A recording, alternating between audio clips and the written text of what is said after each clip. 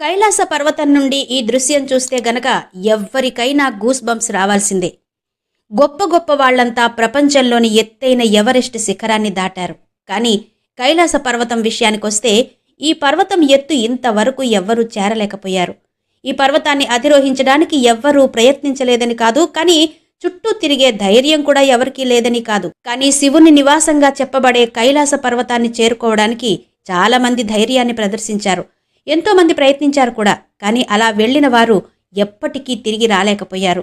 శిఖరాన్ని అధిరోహించేటప్పుడు కొద్ది దూరం వెళ్లారంటే వాతావరణం మారిపోయేది. ప్రయాణం ప్రారంభించకముందే కొండ చర్యలు విరిగిపడి చాలామంది చనిపోయారు. అయితే ఇదంతా ఎందుకు జరుగుతుంది? శివుని నివాసాన్ని చేరుకోవడం ఎందుకు అసాధ్యం? మరియు అక్కడి దృశ్యం ఎలా ఉంటుంది? శివుడు నిజంగా ఉన్నాడా, లేక మరేదైనా ఉందా? ప్రపంచంలోని ఎత్తైన శిఖరం విషయానికొస్తే ఎవరెస్ట్ శిఖరం గురించి మనందరికీ తెలుసు. ప్రతి సంవత్సరం డజన్ల కొద్దీ ప్రజలు తమ ఆరోహణను పూర్తి చేస్తూ ఉంటారు. ఎవరెస్ట్ పర్వతం దాటుతున్నప్పుడు ప్రజలు చాలాసార్లు వేల మీటర్ల ఎత్తును ఎక్కాల్సి ఉంటుంది. ఎవరెస్ట్ను ఎక్కాడు, కానీ కైలాస పర్వతాన్ని అధిరోహించే సాహసం చేయలేకపోయారు. ఒక గొర్రెల కాపరి తన గొర్రెలతో కైలాస పర్వతాన్ని అధిరోహించడానికి ప్రయత్నించాడని, అయితే అతను తన అధిరోహణ పూర్తి కాకముందే అక్కడి వాతావరణం మారిపోయిందని చెప్తారు. ఒక కథ ప్రకారం ఒక కవి మరియు పాము కైలాస పర్వతం శిఖరాన్ని చేరుకోవడానికి ప్రయత్నించారని, అయితే అవి కూడా శిఖరాన్ని చేరుకునే సమయానికి రాళ్లుగా మారాయని చెబుతారు. శివుడి నివాసానికి వెళ్లడం అంత సులువు కాదు, కాబట్టి ఇదంతా జరుగుతుంది అని నమ్ముతారు. నేటికి శివుడు తన కుటుంబంతో కలిసి కైలాస పర్వతంపై నివసిస్తున్నాడని చెప్తారు. అంతేకాదు, కైలాస పర్వతం మీద అనేక మంది దేవుళ్ళు, దేవతలు మరియు ఋషులు ఉన్నారని చెప్తారు. అందుకే సామాన్యులు ఎవ్వరూ కూడా అక్కడికి వెళ్లలేరు, అడుగు కూడా పెట్టలేరు అని చెప్తారు. శివుడు లేదా హిందూ దేవతలు మరియు దేవతల ఉనికిని అనుమానించేవారు వారు ఖచ్చితంగా ఒకసారి కైలాస పర్వతాన్ని అధిరోహించడానికి ప్రయత్నించాలి. ఎందుకంటే మానవులు ఈ పర్వతాన్ని సమీపించేటప్పుడు వారికి అసలు సమస్య మొదలవుతుంది. కైలాస శిఖరాన్ని అధిరోహించాలంటే నిజంగా పెట్టి పుట్టాలి. ఎంతో పుణ్యం చేసుకున్న వాళ్ళు మాత్రమే ఇక్కడ శిఖరాన్ని అధిరోహించగలరు. చాలామంది పర్వతారోహకులు కైలాస పర్వతాన్ని అధిరోహించడానికి తమ సాయశక్తులా ప్రయత్నించారు, కానీ వారు ఎప్పుడూ విఫలమవుతూనే ఉన్నారు. కైలాస పర్వతం చుట్టూ డమరునాదం, ఓం శబ్దం నిరంతరం వినిపిస్తుందని చెప్తారు. ఇక్కడికి వెళ్లే సందర్శకులు మరియు పర్యాటకులు కూడా ఈ శబ్దాన్ని వింటారని, ఈ శబ్దాలు ఎక్కడి నుంచి వస్తున్నాయో అని ఆశ్చర్యపోతారని పర్యాటకులు చెప్తూ ఉంటారు. ఈ స్వరాల వెనుక ఉన్న నిజాన్ని తెలుసుకోవడానికి ఎంతోమంది ప్రయత్నించారు, కానీ విఫలమయ్యారు. సైన్స్ కూడా కైలాస పర్వతం ముందు ఓడిపోయింది. ఏ సైంటిస్టు కూడా ఈ శబ్దాల గురించి, ఈ కైలాస శిఖరం గురించి ఎవ్వరూ ఏమీ చెప్పలేకపోయారు. వాళ్ల పరిశోధనల్లో ఏమీ తెలుసుకోలేకపోయారు. అంటే అంత పవర్ఫుల్ ఈ కైలాస శిఖరం. మహిమాన్వితమైంది కూడా. కొంతమంది శాస్త్రవేత్తలు గాలి పర్వతాలను తాకినప్పుడు ఈ శబ్దాలు వస్తున్నాయని చెప్పారు. కానీ ఏదైనా ఈ శిఖరం మీద ఎప్పుడో ఏదో ఒక వింత శబ్దం, వింత సంఘటనలు చోటు చేసుకుంటూనే ఉన్నాయి. అయితే ఇదిలా ఉంటే కైలాస పర్వతం దగ్గర మాత్రం ఓంకారం, ఢమరుక శబ్దాలు ఎందుకు వినిపిస్తున్నాయి అనే ప్రశ్న చాలా మందిలో తలెత్తుతుంది.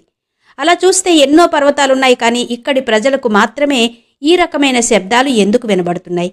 అంతేకాదు, రాత్రిపూట ఈ పర్వతాల నుంచి వచ్చే విచిత్రమైన గుసగుసలాడుతున్న శబ్దాలు కూడా వినిపిస్తాయి. కైలాస పర్వతంపై 7 రంగులు ఎప్పుడూ దేదీప్యమానంగా మెరుస్తూ ఉంటాయి. చాలామంది ప్రజలు అలాంటి మెరుస్తున్న వెలుగులను కూడా చూశారని చెప్తారు.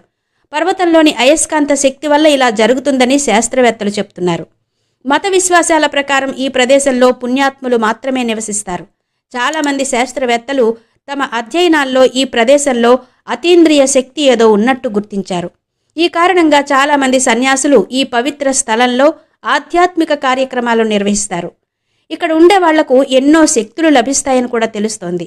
ఇక ఇక్కడ తపస్సు చేసుకుని ఈ ప్రాంతంలోనే శివైక్యం చెందుతారని కూడా భక్తులు, శాస్త్రవేత్తలు చెప్తూ ఉంటారు. కైలాస పర్వతం యొక్క ఆకారం ఎప్పటికీ ఛేదించలేని ఒక అద్భుతమైన రహస్యం. దీని చుట్టూ ఎప్పుడూ ఏదో ఒక రహస్యం తిరుగుతూనే ఉంటుంది. కైలాస పర్వతాన్ని చూస్తే అది పిరమిడ్ లాగా ఉంటుంది. కైలాస పర్వతం భూమికి కేంద్ర బిందువు అని చెబుతారు. చాలామంది ప్రజలు ఈ పాయింట్ను భౌగోళిక బిందువుగా భావిస్తారు. రష్యన్ వైద్యుడు ఎర్నెస్ట్ చీఫ్ తన అనుభవంలో ఒకసారి సైబీరియన్ పర్వతారోహకుడు సందర్శించినట్టు చెప్పారు. కొంతమంది కైలాస పర్వతంపై ఒక నిర్దిష్ట ప్రదేశానికి ఎలా చేరుకున్నారో కూడా జర్నల్స్లో చెప్పారు. ఇక ఆ ప్రాంతం నుంచి బయటకు వచ్చాక వాళ్ళు తీవ్రమైన శారీరక సమస్యలు, వృద్ధాప్యంతో బాధపడుతూ కనిపించారు.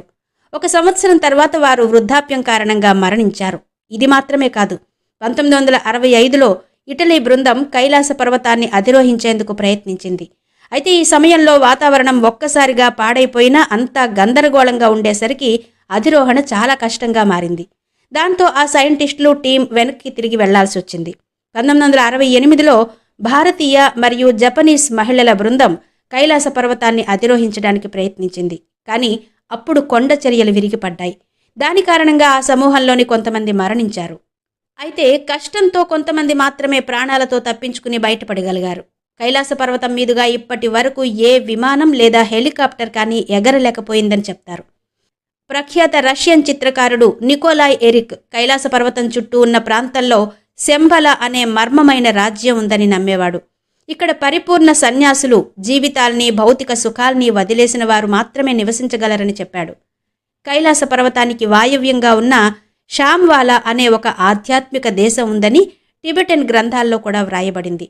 హిందువులే కాకుండా బౌద్ధ మరియు జైన మతాల అనుచరులు, భక్తులు కూడా ఈ స్థలాన్ని చాలా పవిత్రంగా భావిస్తారు. జైన మతంలో ఈ ప్రాంతాన్ని అష్టపద అని పిలుస్తారు. మొదటి తీర్థంకరుడు రిషభదేవ్ ఇక్కడి నుంచి మోక్షాన్ని పొందాడు. బౌద్ధ మత అనుచరులు దీనిని బుద్ధుని నివాసం అని పిలుస్తారు. బుద్ధుని రూపమైన కైలాష్ పర్వత్ సింగ్ మోక్షాన్ని పొందాడు. కైలాస పర్వతం యొక్క మత విశ్వాసాలను పరిగణనలోకి తీసుకుని చైనా ప్రభుత్వం దానిని అధిరోహించడాన్ని నిషేధించింది. కైలాస పర్వతం మరియు దాని పరిసర వాతావరణాన్ని అధ్యయనం చేస్తూనే ఉన్నారు ఇప్పటికీ ఎంతోమంది సైంటిస్టులు. టిబెటన్ దేవాలయాల్లోని మత పెద్దలతో శాస్త్రవేత్తలు కూడా మాట్లాడారు. కైలాస పర్వతానికి అతీంద్రియ శక్తి ఉందని, అందులో నేటికి సన్యాసులు ఆధ్యాత్మిక గురువులతో జీవిస్తున్నారని మత పెద్దలు చెప్పారు. కైలాస పర్వత శిఖరంపై 2 చిన్న పిల్ల కాలువలున్నాయి. మొదటిది మానస సరోవర్ సరస్సు. ఇది స్వచ్ఛమైన నీటితో ప్రపంచంలోనే అతి ఎత్తైన సరస్సు. దీని ఆకారం సూర్యుడిని పోలి ఉంటుంది. మరియు రెండవది రాక్షస సరస్సు. ఇది ప్రపంచంలోనే ఎత్తైన ఉప్పు నీటి సరస్సు మరియు దీని ఆకారం చంద్రుణ్ణి పోలి ఉంటుంది. ఈ 2 సరస్సులు ఇక్కడ ఎలా ఏర్పడ్డాయనే విషయంపై శాస్త్రవేత్తలు ఇప్పటికీ అయోమయంలో ఉన్నారు.